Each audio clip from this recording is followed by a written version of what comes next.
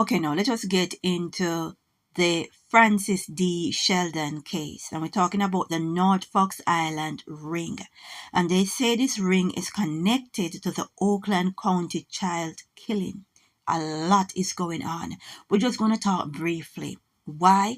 When you see what is going on with P. Diddy, and I'm not caping for P. Diddy, and you see how individuals are able to just simply walk away from the crimes that they did, right? And listening to the P. Diddy case, I have not seen any proof to convict this man, to put this man away for life. I haven't seen much evidence, right? He's a whole demon, yes, but I haven't seen much proof. But let us get into the Francis D. Shelden so you can understand the American justice system, how demonic and wicked it is, right? Now, North Fox Island was purchased by Francis D. Shelden. It is also important to note that the island is shaped like an upside down teardrop. Now, Shelden makes sure to build an airstrip, right? Because of what he was about to do.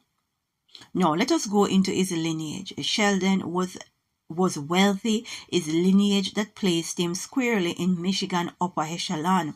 He was a descendant of Russell Alger, a lumber baron who served as the 20th governor of Michigan and the Secretary of War under President William McKinley. Pay attention, right? Because one researcher made this comment about Shelden. He says that Shelden served as an executive of child pornography in the Detroit area in the 1960s and the 1970s. This is coming from a researcher, right? Now, let us get into what Shelden used this island for. In 1975, Brother Paul's Nature Camp was the Millionaires charitable program that brought children to the island in the summertime.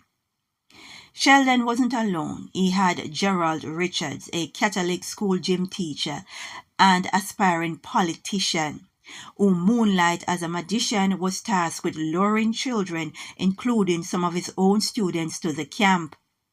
Richards is the only one that served time. Shelden fled the country and died years later. Richards pleaded guilty to charges of first-degree criminal sexual conduct and testified about his role in Michigan pedophile community at a congressional hearing on child abuse.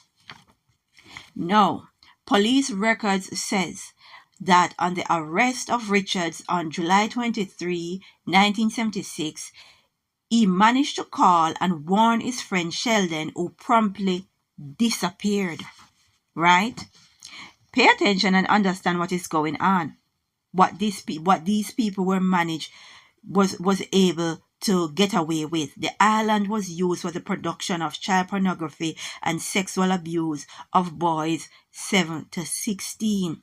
No, Brother Paul wasn't the only one, because Brother Paul was for the summer. So he had to get more access. So he had also a winter camp, which he took children along to hunting trips and skiing in Aspen, and he also had beach parties at his Antigua's estate in the Caribbean. People, this was a massive operation. This man is not only known for the Brother Paul camp, right? He was also a part of this one. He was listed as a sponsor for the Boys Farm in Winchester, Tennessee, run by a Episcopalian priest, also known as Father Bud. Right? So this man was really an executive when it comes down to child abuse. Right? This man was something else. But guess what? There was others as well that is part of his operation. Right? Now, he had Dyer Grossman, a wealthy science teacher. He had Adam Starchild, who is a fraudster, offshore accountant. And he also had a former Boy Scout assistant, Scoutmaster Malcolm McConaughey. Right? And the only one who who faced charges was Richards, a massive Epstein type ring in the 1970s, and you barely hear anyone speaking about this, the Francis D.Shelden. And when you see its connection to politics and the elites, you understand why. Now, if they were abusing children and making pornography, who did they distribute these material to? Who got these material?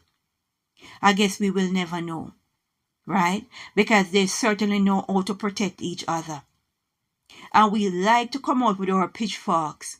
With just the accusation of someone, we come up with our pitchforks without any concrete evidence.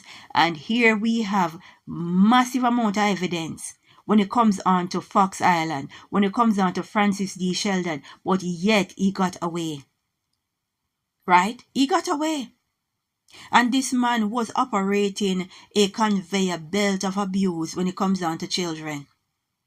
And we're going to look into the boys' farm in Tennessee, I believe, with the priest. We're going to take a look at that one because he's also involved with that one.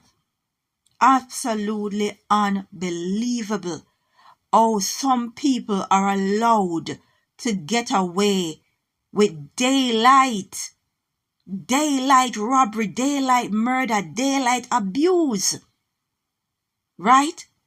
But yet still people coming on with pitchforks and have a whole lot to say with very little evidence. All people got to say is, oh, I think that person abused my child, right? No evidence. And look what we have, a whole island.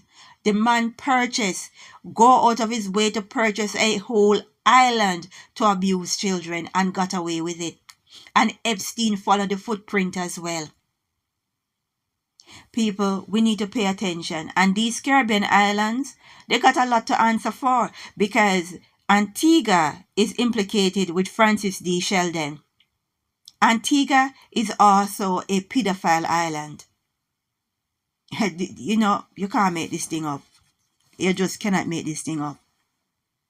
We need to pray and understand we wrestle not with flesh and blood. Wickedness in high places. Right? This is absolutely wicked that this man was able to get away with this thing. We need to pray and say glory be to the Most High.